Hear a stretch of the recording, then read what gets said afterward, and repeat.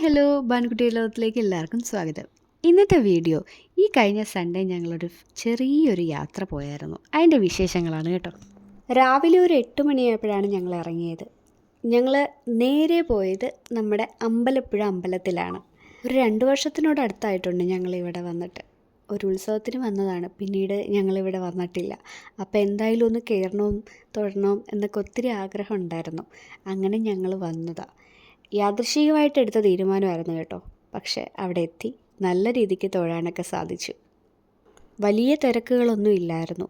ഇച്ചിരി നേരത്തെ ആയതുകൊണ്ടാകണം, പക്ഷേ ഒരു 10 മണിയൊക്കെ കഴിഞ്ഞാൽ പിന്നെ നല്ല തിരക്കാണെന്നാണ് പറയുന്നത്. അതിരാവിലെ ആയതുകൊണ്ട് തന്നെ വലിയ തിരക്കൊന്നും ഇല്ലായിരുന്നു.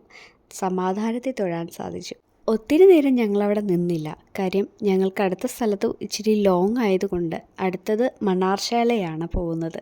അപ്പോൾ അവിടെ കുറച്ച് ദൂരം ഉള്ളതുകൊണ്ട് ഞങ്ങൾ തൊഴുത് വേഗം തന്നെ ഇറങ്ങി നമ്മൾ അവിടെ ചെന്നതിന് ശേഷമുള്ള വീഡിയോസും അങ്ങനെ ഫോട്ടോസൊന്നും എനിക്ക് എടുക്കാൻ സാധിച്ചില്ല.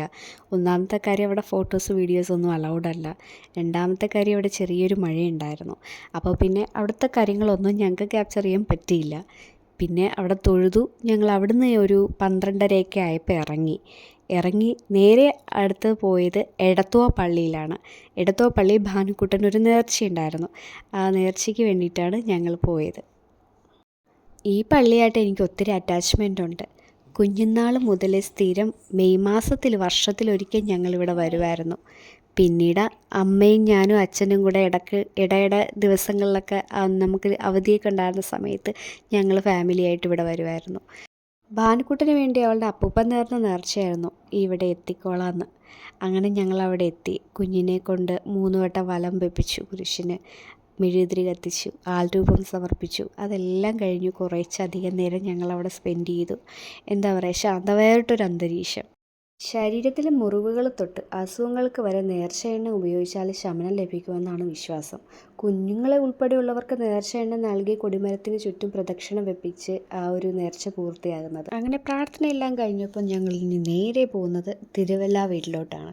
നമ്മുടെ ചേച്ചിയും കുഞ്ഞൊക്കെ അവിടെ ഉണ്ട്. അപ്പോൾ അവരെ ആദ്യം വിളിച്ചുകൊണ്ട് നമുക്ക് ചേർത്തലയിലോട്ട് വരണം. ഇപ്പോൾ വരും കേട്ടോ. അങ്ങനെ വഴിയിൽ നിന്ന് ഭാനുക്കുട്ടൻ്റെ മേമയെ കിട്ടി. നേരെ ഞങ്ങൾ തിരുവല്ലയിലോട്ട് വിട്ടു. തിരുവല്ല വീട്ടിൽ ഭാനുക്കുട്ടനെയും കാത്ത് അവിടെ എല്ലാവരും ഇപ്പോൾ ഉണ്ടായിരുന്നു. അങ്ങനെ നേരെ അവിടെ പോയി. അവിടെ നിന്നായിരുന്നു ഞങ്ങൾക്ക് ഫുഡും കാര്യങ്ങളൊക്കെ. അവിടെ നിന്ന് ഫുഡെല്ലാം കഴിച്ച് അവിടെ ഒരു പുതിയ അതിഥിയുണ്ട്, അവളെയും കണ്ടു. ലിയോ എന്നാണ് പേര് കേട്ടോ. അങ്ങനെ എല്ലാവർക്കും ടാറ്റ ബൈ ബൈ പറഞ്ഞ് ഞങ്ങൾ അവിടെ നിന്ന് ഒരു 6 മണിയൊക്കെ ആയപ്പോൾ ഇറങ്ങി. തിരിച്ചു വരുന്ന വഴി നല്ല ബ്ലോക്കായിരുന്നു. അവിടെ ബോട്ട് റേസും കാര്യങ്ങളൊക്കെ നടക്കുന്നതുകൊണ്ട് നല്ല ട്രാഫിക് ബ്ലോക്ക് കിട്ടി.